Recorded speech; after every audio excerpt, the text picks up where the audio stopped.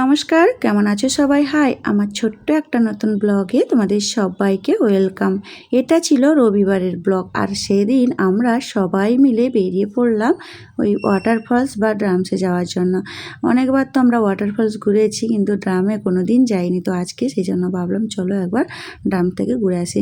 আর এই যে দেখো, কথা বলতে বলতে আমরা সবাই কিন্তু রাস্তায় রওনা দিলাম। আর এই যে মন্দিরটা দেখছো, এই মন্দিরটা কিন্তু নতুন হয়েছে, তোমাদেরকেও একদিন নিয়ে আসবো আর আমিও আসবো। আর সময় করে আসলে না ভালো হয়। আর এদিকে দেখো, কথা বলতে বলতে প্রায় অনেকটা রাস্তা চলে এসেছি, আর পাহাড়টা এত অপূর্ব সুন্দর লাগছে, তার সাইডে আবার আছে কাশ ফুলের বাগান।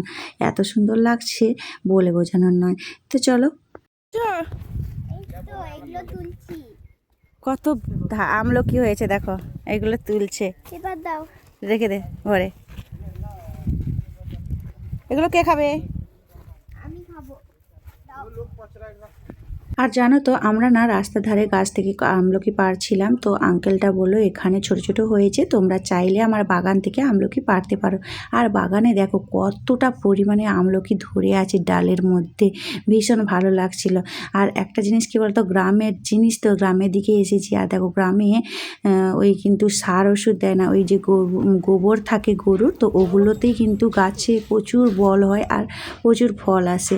তো এখানে আমরা অনেক ঘোরাঘুরির পরে দুপুরে খাবার খেতে চলে আসলাম। খিদে পেয়ে গেছে, ওই সকালে খেয়েই বেরিয়েছিলাম, তো এখন চলে আসলাম। আর প্রথমে না কলা পাতা দিয়েছিল বলে কলা পাতাটাকে একটু ধুয়ে নিলাম।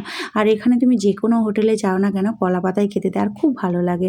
প্লেটের চেয়ে কলা পাতায় খাওয়ার মজাই আলাদা। তো আমরা এখানে নিলাম পরোটা, আর বৃষ্টিরা নিল বিরিয়ানি।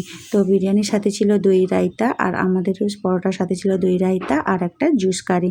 তো যাই হোক, আজকের মতো ব্লগটা আমার এইখানেই শেষ করছি। সবাই খুব ভালো থেকো, সুস্থ থেকো, সাবধানে থেকো। দেখা হচ্ছে খুব শিগগিরই নতুন একটি ব্লগে। আর পরোটাগুলো না এত সব খুব ভালো লাগছিল। তো দেখা হচ্ছে নেক্সট ভিডিওতে।